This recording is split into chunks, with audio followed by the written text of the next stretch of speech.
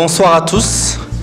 Avant tout, nous tenons à vous remercier d'avoir fait le déplacement en cette date du vendredi 28 juin qui marque la cérémonie de dédicace de l'ouvrage Tous les secrets de nos cœurs, au-delà des apparences, de Madame Tissou Touré. C'est un honneur pour moi parce que l'auteur est en quelque sorte une grande sœur. Nos parents étaient très proches, liés par les affaires, mais également liés par une très grande amitié. Et donc, c'est en cette qualité que je suis très ravi qu'elle m'ait choisi pour venir présenter aujourd'hui son ouvrage. Mais bon, je me retrouve aussi à être un modérateur en même temps. Donc, cette cérémonie de dédicace va se dérouler en à peu près 4 étapes. Je vais donner la parole à Madame Fatou Bintou Thiam, qui va vous présenter l'auteur, qui je pense est une très grande amie à elle. Ensuite, je vais présenter moi l'ouvrage que j'ai lu en 3 heures. Et puis, je vais donner la parole à l'auteur, Madame Tissou Touré, elle-même qui va vous faire ses remerciements, un mot de bienvenue en même temps. Ensuite, nous donnerons la parole au public. Puis ensuite, nous clôturons cette séance de dédicace. Donc, sans attendre, je vais donner la parole à Madame Fatou Bintou Thiam, qui va vous présenter l'auteur. Bonsoir mesdames, bonsoir messieurs. Merci d'être venus cet après-midi pour soutenir notre sœur et amie Tissou Touré à la séance de dédicace de son premier livre, Tous les secrets de nos cœurs, au-delà des apparences. Qui est donc cette femme qui fait tomber les masques et les apparences? Elle, c'est Tissou Touré, affectueusement appelée chez elle Nenaista. Tissou me fatigue. Elle me fatigue tellement que mon mari décida de la baptiser la patronne de Binou. Mais cela ne me déplaît guère, car si toutes les patronnes étaient comme elle, tous les employés du monde seraient heureux. Car avec son grand cœur, elle ne sait que distribuer gentillesse, amour et sincérité. J'ai rencontré Tissou il y a près de 30 ans, alors que nous partagions le même quartier. Nous nous baladions de maison en maison, à toute heure de la journée et de la nuit. On avait l'impression que les portes n'existaient plus entre nous. Nous passions énormément de temps ensemble, avec les frères, les sœurs, qui couraient dans tous les sens. Nos maisons étaient toujours gaies, et la leur, toujours bondée de visiteurs, d'amis, de parents venus de Guinée. On y dansait beaucoup, on y chantait, tantôt des chansons américaines, tantôt françaises, mais surtout capverdiennes, du Funana. Tissou était une si grande danseuse de Funana qu'elle était mon professeur. Mais le moment le plus drôle, c'était quand leur père appelait pour dire qu'il était à l'aéroport et qu'il serait à la maison dans 10 minutes. Oh là là! Alors là, comme dans une scène de bande dessinée, les yeux s'écarquillaient, les chaussures volaient dans tous les sens pour ranger la maison. Et on entendait « Baba Ari! Baba Ari !» Ce qui veut dire en guinéen « Papa arrive! Papa arrive !» Et jusqu'à ce jour, nous l'appelons affectueusement « Baba Ari ». Même plus tard, lorsque nous étions étudiantes à Paris et que nous nous retrouvions à l'appartement de Tissou, à Charonne, dès le coup de fil de Baba de l'aéroport, nous courions, tels des cafards en criant « Babari, Babari !» Bref, vraiment de très bons souvenirs avec Tissou. Mais ce que je retiens surtout, c'est que c'est une mère de famille exemplaire, une épouse extraordinaire. Tissou est une battante. Tissou obtient toujours ce qu'elle veut. Elle ne baisse jamais les bras. Et plus la situation est coriace, plus elle se battra pour y arriver. Elle adore les challenges, mais surtout, elle a foi en Dieu. Ça n'a pas toujours été facile, car comme elle le mentionne dans son livre, elle a souffert de rejet. Mais je n'y ai jamais fait attention, car je ne voyais pas cette différence chez elle. Tout ce que je voyais, et que je vois encore, c'est une fille, je ne vois pas la femme, je vois toujours la fille, joviale, qui, avec sa grande bouche, a réponse à tout. Un joli visage, qui sourit très souvent, qui se renfrogne quand elle est agacée, ce qui arrive souvent aussi. Mais surtout, toujours une coiffure parfaite, son fameux brushing. Nous voilà. En tout cas, une chose est sûre, Tissou a toujours raison, même quand elle n'a pas raison. Il ne faut surtout pas la contredire, sinon la discussion peut durer des heures et des heures. Et c'est pour cela qu'on dit qu'elle aime palabre. Je pense qu'elle a surtout raté sa vocation d'avocate. Par-dessus tout, Tissou est d'abord une amie fidèle, loyale, qui a les mêmes amis depuis toujours, la preuve dans cette salle. Mais elle sait s'en faire de nouveau car elle est ouverte, sociable et n'aime pas la solitude.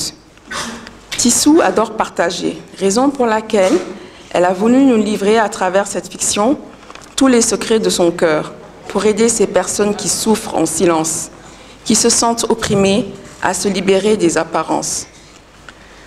Ce projet, enfin gourmet, elle le mijote tel un bon plat depuis quelques années. Et le résultat est un délice, un réel chef-d'œuvre. Nenaïsta, ma chère patronne, je suis honorée d'être ton amie, ta confidente, d'être celle qui te présente ce soir. Je n'ai pas encore lu le livre, donc je ne pourrai pas vous dire autre chose, mais elle m'en a tellement parlé que je pense que je l'ai lu. Et j'espère que c'est le début d'une série de best-sellers internationaux.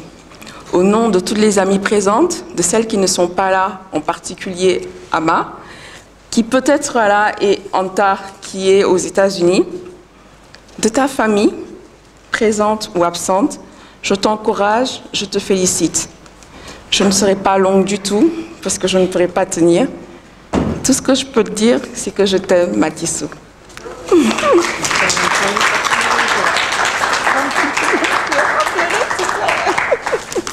Merci beaucoup, Madame Cham, pour ces affectueuses paroles.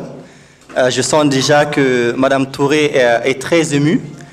D'ailleurs, c'est très marrant, cette fameuse anecdote avec Baba Hari, parce que Baba, le papa, est justement au centre de ce livre en question qu'elle vient de publier.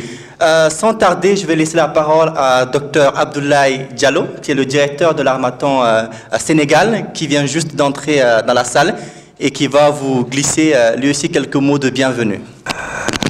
Mesdames, Messieurs, en vos titres, grades et qualités, chers amis et membres de la famille de Aïssatou, mon cher Amidou, chère Madame,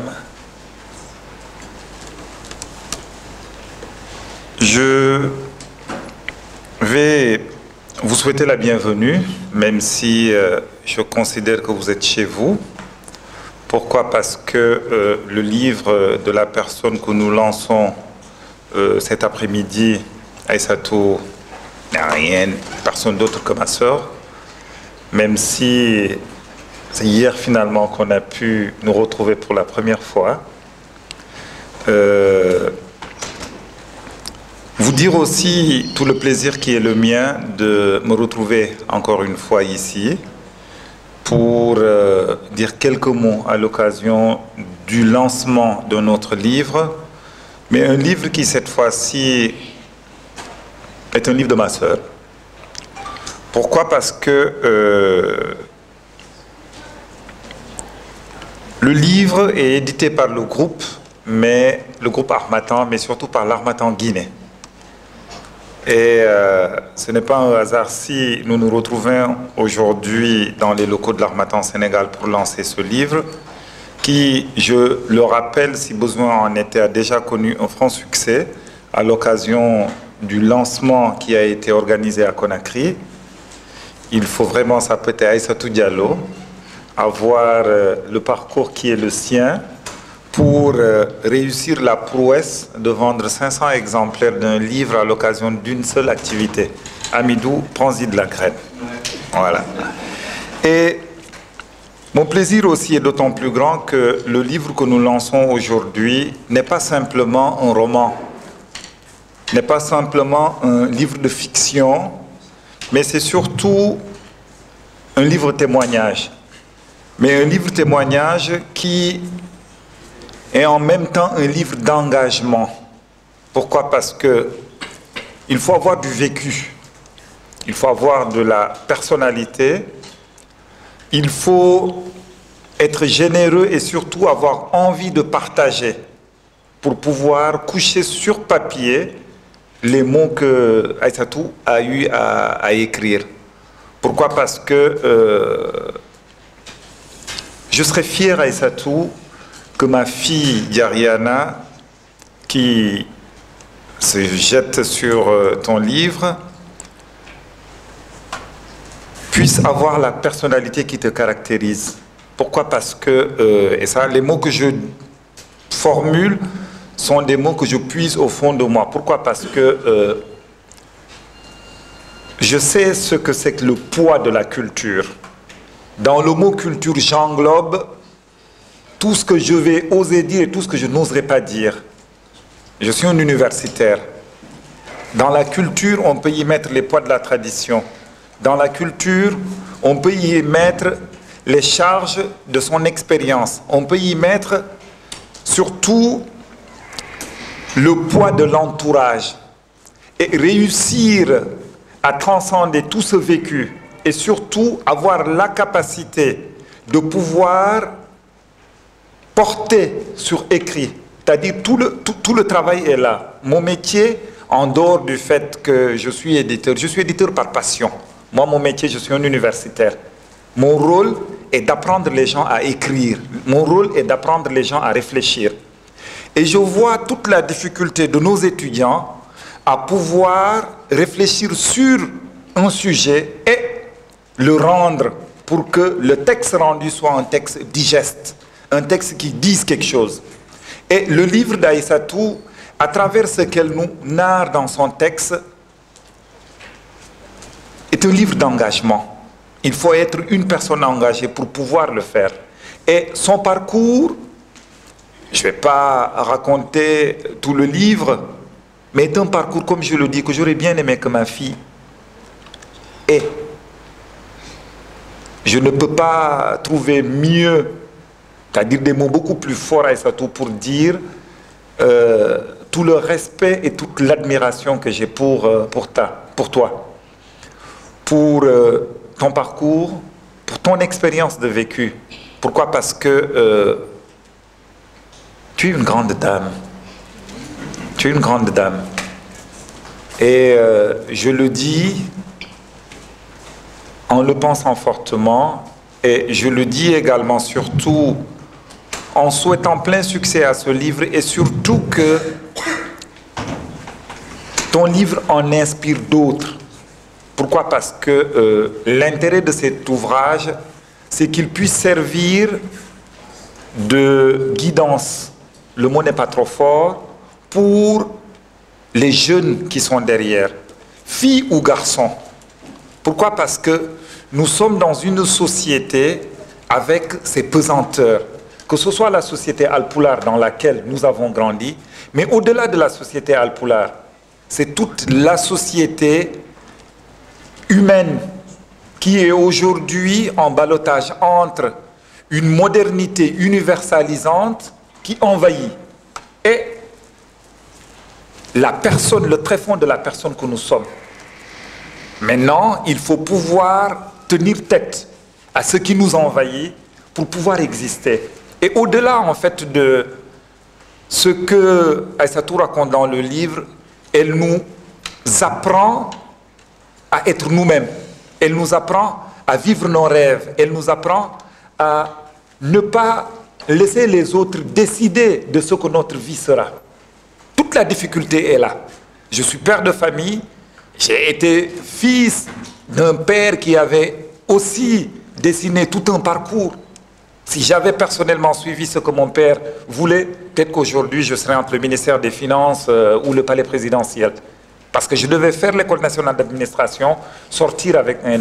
Mais ma passion, c'était l'histoire. C'était l'histoire. Et ce qu'Aïssatou raconte aussi me parle personnellement, moi, en tant que personne. Pourquoi? Parce que j'ai une fille de 15 ans.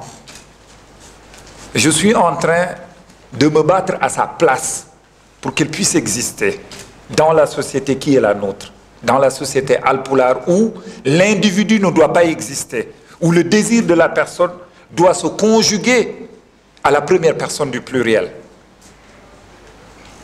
Et en cela, Aïssatou, je ne te remercierai jamais assez. Et je souhaite vivement que tu puisses continuer à témoigner. Parce que ma conviction, elle est que tu n'as pas dit le 10e de ce que tu portes en toi. C'est une première, ce livre. Espérons que, et j'en suis convaincu d'ailleurs qu'il y en aura d'autres. En tout cas, je ferai personnellement en sorte qu'il y en ait d'autres. Je commence à être trop bavard. Je voudrais vous remercier tous de vous être joints à nous. Et puis voilà, souhaiter la bienvenue à ceux qui sont en train d'arriver. Merci.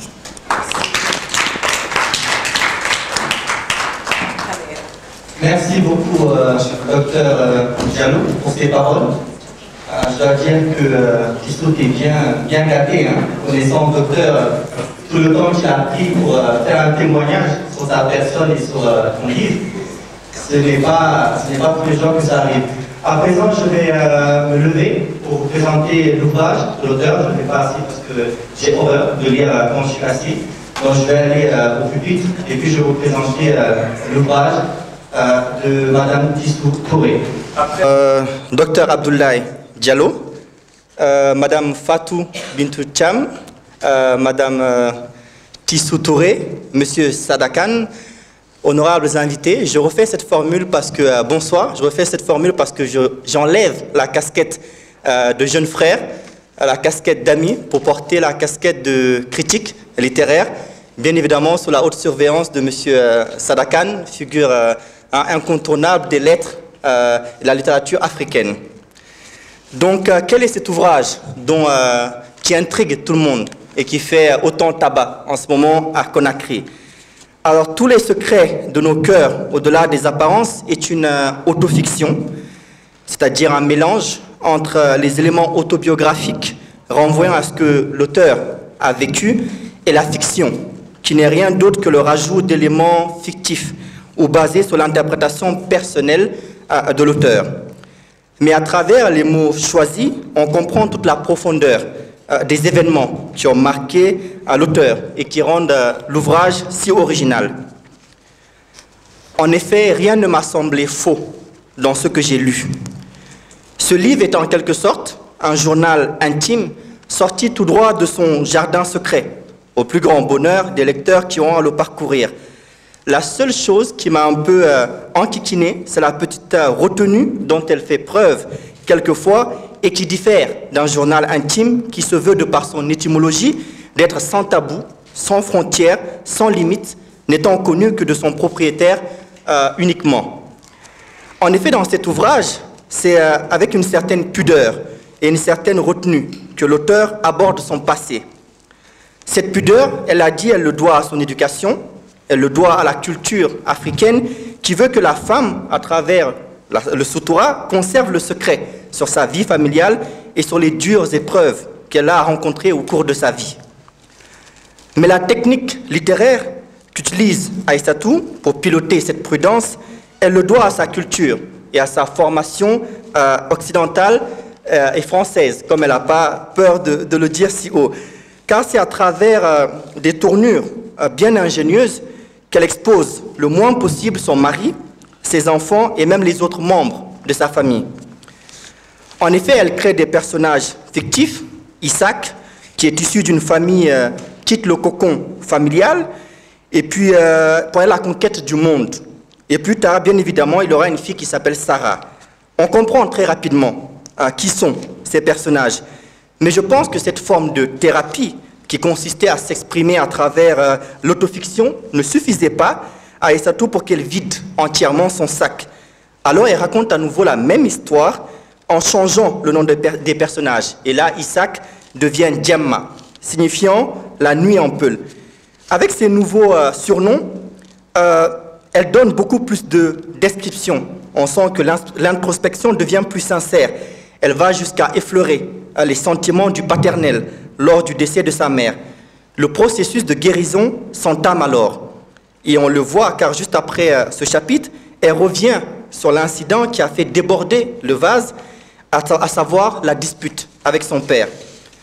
Elle utilise la première personne du singulier pour la forme narrative et s'insurge dans les événements qui l'ont marqué, notamment la fermeture de ces différentes entreprises et les fresques qui l'ont accompagné. Tous les secrets de notre cœur, au-delà des apparences, c'est aussi une belle aventure humaine. L'auteur, à travers ce rêve où elle voyage sur un albatros, nous plonge dans l'odyssée de sa jeunesse. Une enfance dorée de fille de milliardaires guinéens, dans ses études bourgeoises et au sein des plus grandes écoles. Cette jeunesse et cette culture expliquent selon moi la confusion dans laquelle elle a été plongée en arrivant à Conakry. Car cet ouvrage, il faut le dire, c'est un condensé de plusieurs cultures. Elle est née au Libéria, ensuite elle est partie vivre en France. Son père, trouvant qu'elle se déracinait un peu trop, la ramène au Sénégal. Ensuite, elle repart de nouveau à Paris avant de revenir à Conakry à la fin de ses études. Ce choc de culture est ce qui explique certaines décisions qui ont été incomprises par son père, par la mentalité guinéenne, et je dirais même moi, et là ce sont mes propos, par la communauté Peul, qu'il faut le dire, a une façon de penser assez singulière. Justement, suite à quelques incompréhensions et quelques erreurs commises, son père la licencie. Elle décide alors de se focaliser sur les entreprises qu'elle avait créées quelques années auparavant pour compenser cette déchirure avec son paternel, l'un des plus grands amours de sa vie, comme elle le surnomme. Malgré tout l'acharnement qu'elle met au travail, elle ne sait plus trop quel masque porter. Confuse entre plusieurs cultures, elle sombre petit à petit dans ce qu'on appelle la schizophrénie ou le dédoublement de personnalité. Au même moment, il y a Ebola qui arrive en Guinée et qui ravage un peu tout ce qu'elle a construit et toutes les entreprises. Et de là, de fil en aiguille, elle sombre dans les abysses de la vie et découvre réellement la véritable face des gens. Les échecs, selon moi, nous font comprendre les mystères de la vie, mais ce qui, selon moi, nous fait comprendre vraiment les gens, ce sont les trahisons qu'on a à avoir au cours de notre vie. Heureusement, Madame Touré, elle trouve un semblant de confort dans son foyer, ce qui va lui permettre de tenir le coup pendant que tout s'effondre autour d'elle, car beaucoup de gens ignoraient ce qu'elle a traversé, ce qui fait aussi de cet ouvrage, en quelque sorte, un rendez-vous avec le passé et également une mise au point. En imaginant l'enfance de son père, selon moi, le chagrin que celui-ci a connu en perdant sa mère, l'auteur tente, selon moi, de comprendre partiellement la réaction de celui-ci. Et c'est en partie cette profonde analyse qui va lui permettre de tourner la page. Mais malheureusement, on ne tourne pas la page facilement lorsqu'on est la fille d'un homme dont le nom est connu de tous. L'étiquette est quasi éternelle. Elle continue donc d'être vue comme étant la fille d'eux et d'être traitée comme riche héritière, alors que tous les privilèges dont elle jouissait avaient pris fin avec la dispute avec celui-ci. C'est donc non seulement une lutte interne qu'elle mène, mais c'est également une lutte externe, parce qu'au moment où elle a le plus besoin d'aide et de soutien, partout où elle part, elle n'est pas prise au sérieux. Elle est prise comme étant la fille d'eux. Et je pense que c'est l'étape la plus douloureuse qu'elle a eu à traverser et qui se voit dans cet ouvrage. Tous les secrets de nos cœurs, au-delà des apparences, est vraiment, selon moi, un ouvrage plein d'enseignements. L'auteur nous montre comment elle a pu transformer toute cette expérience en quelque chose d'extrêmement positif. Pour sortir un peu de son cocon et avoir une petite bouffée d'air, elle ouvre une page Facebook qui est très suivie pour partager son expérience. Puis petit à petit, elle commence à travailler, à reprendre sa vie en main. Et finalement, elle réussit à se dévêtir de cette image d'enfant, de tel, grâce à son acharnement. Et je pense que ce livre est une véritable thérapie et qui peut également servir de développement personnel pour beaucoup de personnes. Et même, pourquoi pas, pour ces jeunes sœurs. Pour conclure, parce que j'étais un peu long, je dirais que l'auteur a une âme généreuse et vraiment patriote, parce que malgré les défis qu'elle a eu à rencontrer au cours de sa vie, comme elle explique à travers une lettre qui était destinée aux politiciens guinéens, elle est restée à Conakry et elle a décidé d'affronter son destin. Donc je m'arrête là pour ne pas tout dévoiler. Je pense avoir longuement dit, mais on peut dire une chose de ce que j'ai retenu à travers cet ouvrage, c'est que Madame Tissou Touré a enfin trouvé la paix. Merci beaucoup.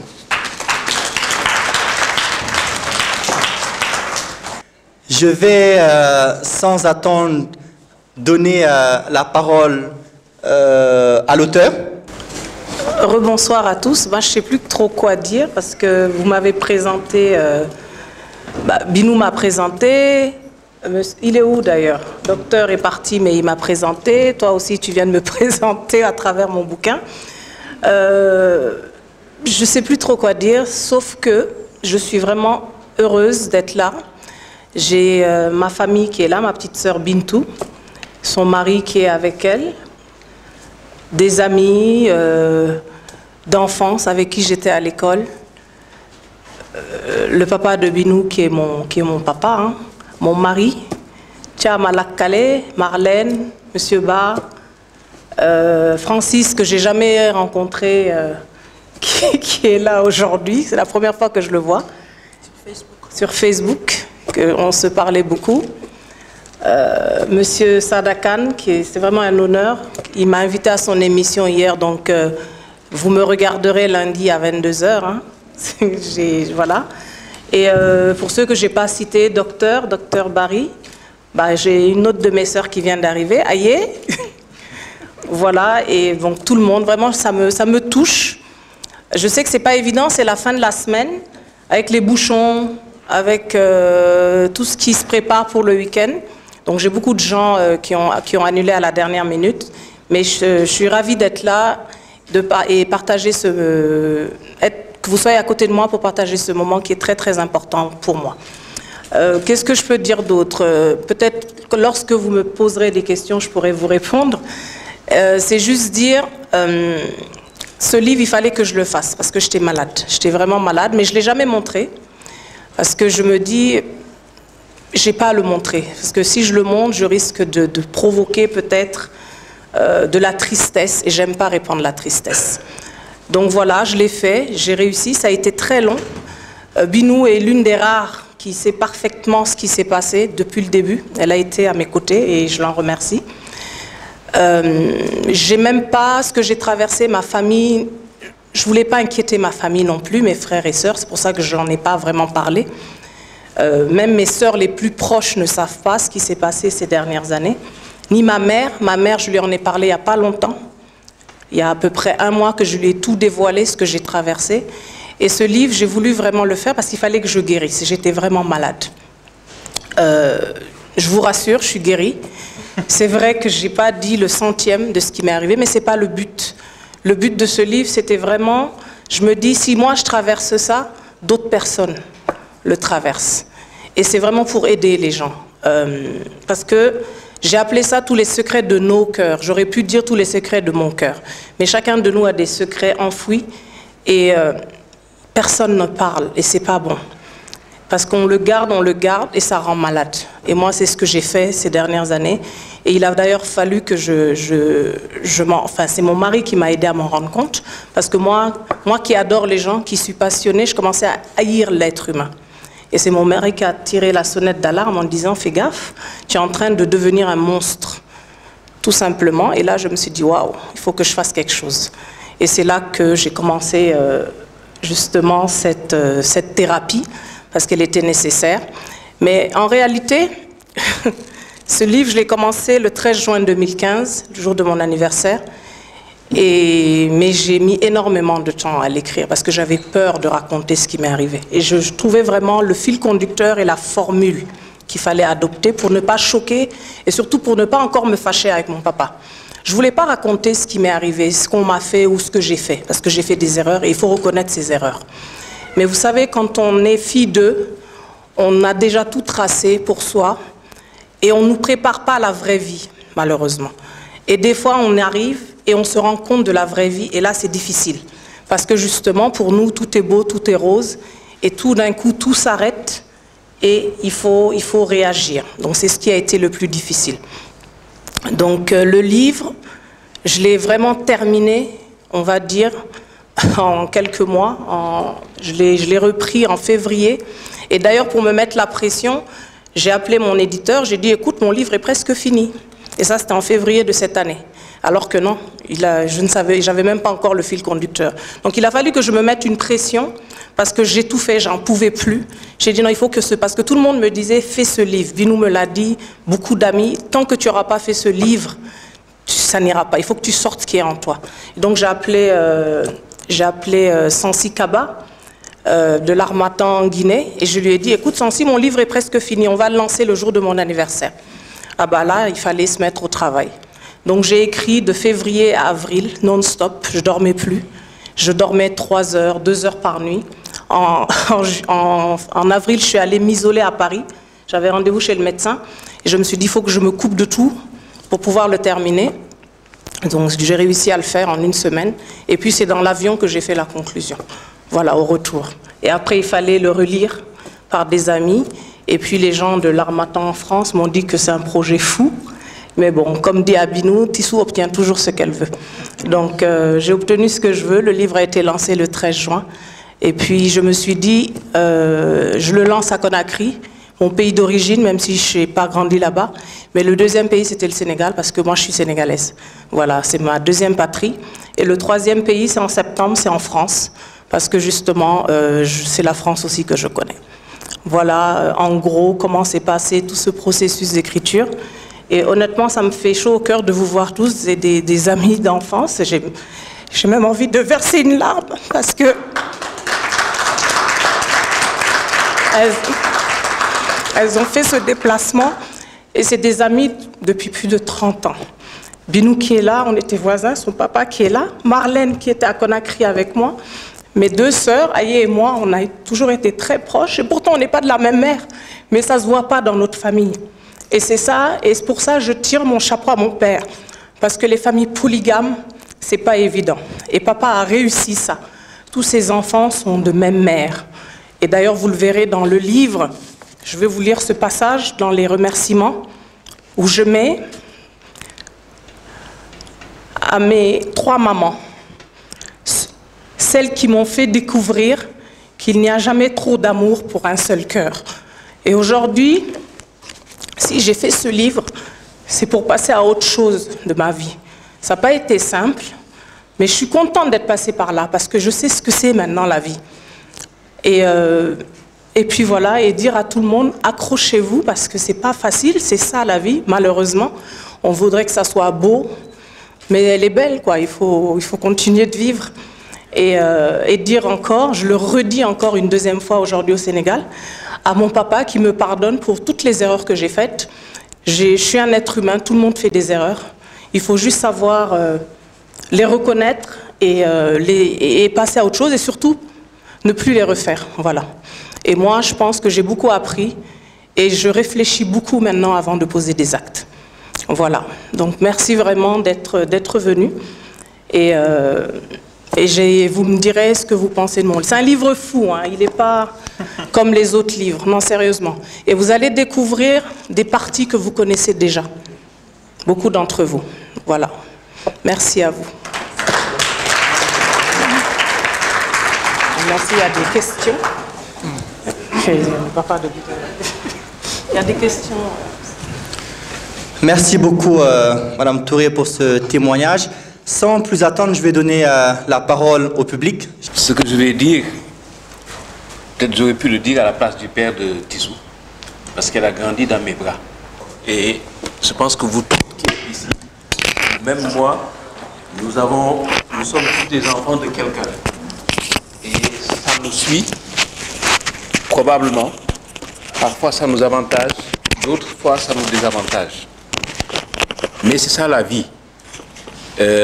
Peut-être que j'aurais voulu que mes enfants soient astronautes, président de la République, reine d'Angleterre, mais ce qu'elles ont décidé de faire, c'est ça leur vie. Et c'est ça qu'il faut leur donner la possibilité de faire en leur donnant simplement les bases.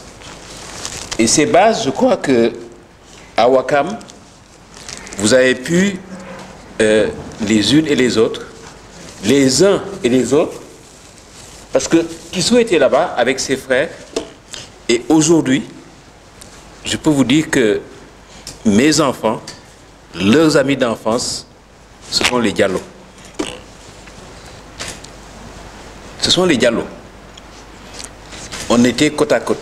On aurait pu ouvrir une porte entre nos 2 maisons, parce qu'à Ouakam, j'avais mon meilleur ami avec qui j'ai acheté un terrain, et on a construit côte à côte, et il était prévu qu'on ouvre une porte entre nos 2 maisons. Donc ça aurait été une concession avec 3 maisons qui se suivent et 2 portes pour communiquer directement. Malheureusement, le hasard a voulu que ça ne se fasse pas. Mon ami est parti avant d'habiter la maison, et nous, à un moment donné, on a quitté pour aller habiter ailleurs. Et c'est surprenant qu'aujourd'hui, en 2019, que nos enfants continuent à être ensemble. Binou et Tissou, ils ont habité en face l'une de l'autre. D'accord? Comme dit Binou, comme dit Tissou, Habib est son mari. Moi, je suis son papa et je suis fier de l'être. D'accord? Et je suis fier également d'être le papa d'un certain nombre d'autres personnes qui sont ici. Tout à l'heure, quand je suis arrivé, je me suis mis là-bas en laissant Habib, en lui disant, je me mets à côté de mes filles, je ne me mets pas à côté de toi. Ce que Tissou a fait est pour moi très, très important parce que il faut savoir guérir dans la vie. Il faut savoir affronter des épreuves. Il faut savoir que la vie n'est pas linéaire. Il y a des hauts et des bas, comme on dit. Il y a des moments de joie, des moments de tristesse, des moments d'émotion, comme aujourd'hui. D'accord? Mais à la fin de la journée, je crois que nous tous nous retrouverons. Tissou retrouvera son papa. Elle l'a retrouvé, retrouvera ses parents. Et beaucoup d'entre nous également seront dans cette même situation. Mon message, pour ne pas le faire durer trop longtemps, c'est de vous dire, il ne faut jamais baisser les bras dans la vie. Et il faut toujours accepter, comme l'a dit Tissou. Et je crois que c'est ça la chose importante que vous devez retenir, parce que vous êtes jeune, vous avez encore la vie devant vous. N'ayez pas peur, vous ferez des erreurs.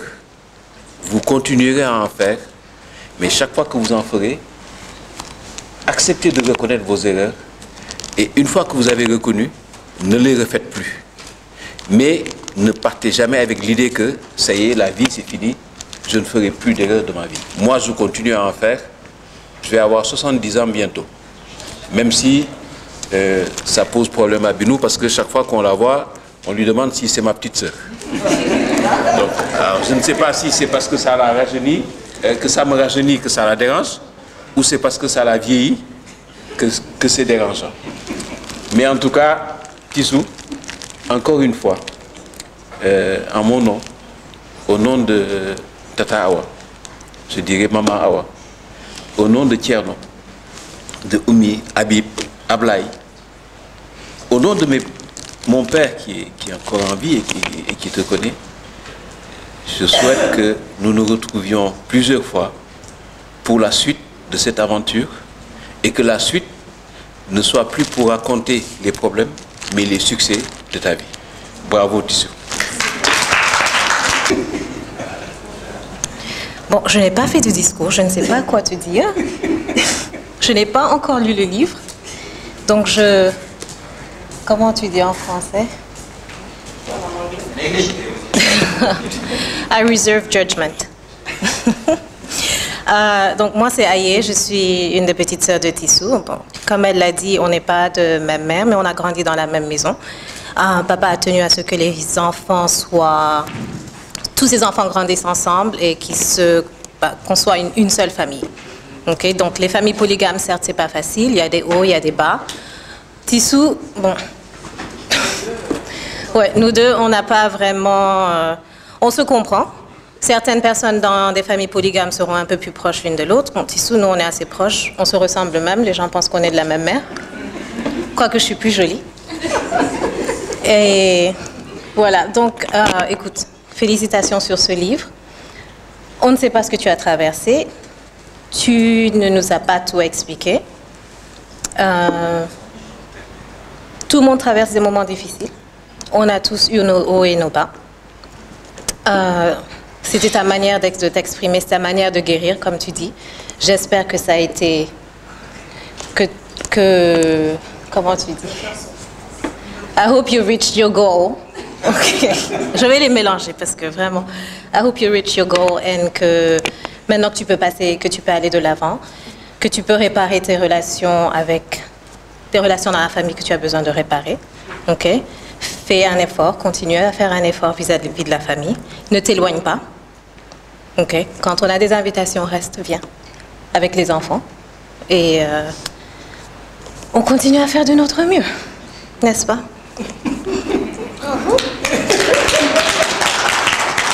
Merci. Bonjour tout le monde.